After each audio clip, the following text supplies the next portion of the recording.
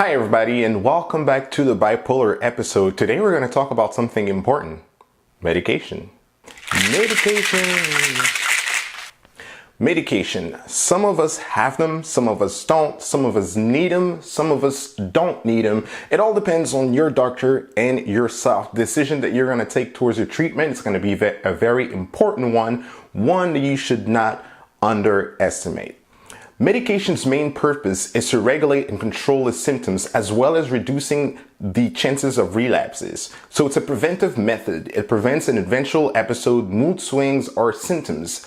On the emotional level, medication shouldn't suppress your emotion, but it should stabilize it. Medication doesn't have the same effect on everyone, and that's why it's very important to be involved in the conversation with your doctor before taking medication, and also if you plan on discontinuing your medication. If you want to stop medication, they say that you should wait a couple of years before stopping, work in partnership with your doctor, have measures in place to protect you, and being very cautious about stress level, mood swings, anxiety levels, etc., etc. On the flip side, stopping your medication without your doctor's help could mean relapse.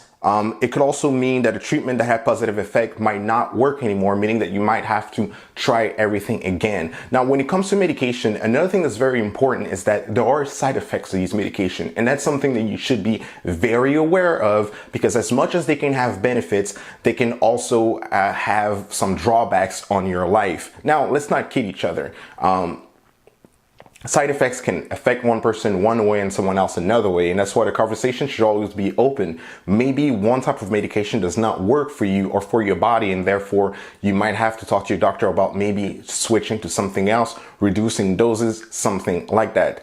Another thing to be taken into account is that it changes your life. Not necessarily the effect that you're under, that definitely has an effect, but also you need to take them around the same time every day. You need to take them around, some of them, you need to take them while eating. So you need to think about that and be preemptive when it comes to that.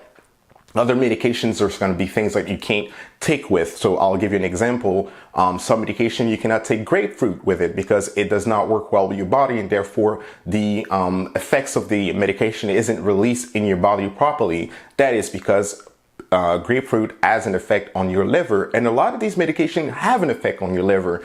You know, things like staying hydrated, how much you should drink, and things like that. That's actually very important because, once again, these have effects on your liver.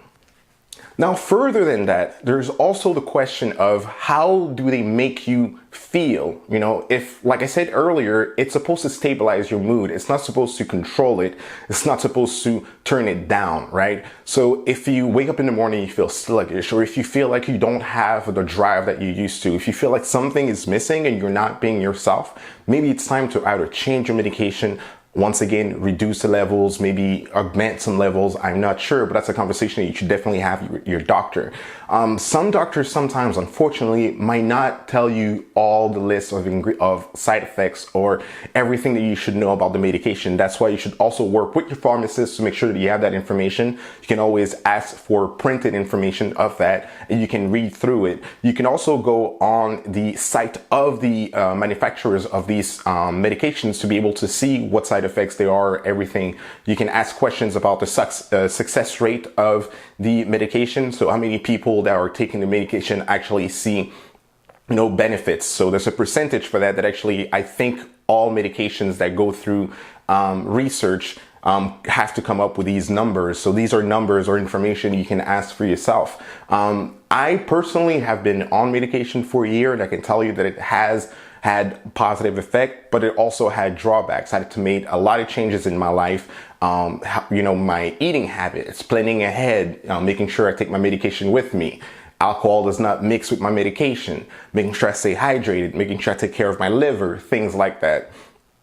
So because this is a very big topic, we're going to be able to talk about it more, and I want to share more information about the specific medication. So I do have documents that I'll be able to draw from to be able to take the information on specific medication like lithium, Latuda, Seroquel, we all know them. If you take them, you know them. So we'll be able to go through them, see exactly how they compare, how they stack up, what's in there, what kind of side effects they normally have, we'll try to make it as comprehensive as possible. And also, I would like to have someone also come by to let you know how it is from the outside, seeing someone go from taking no medication to taking medication. Is there a noticeable change there? So that's going to be it for us today. I'm going to wrap it up. I hope that you enjoyed this particular episode. If you do, please subscribe to this channel to be able to have access to more. Of course, we do have more videos, so you can go back and look at the previous videos as well for information. Thank you much for your time. Have yourself a good one.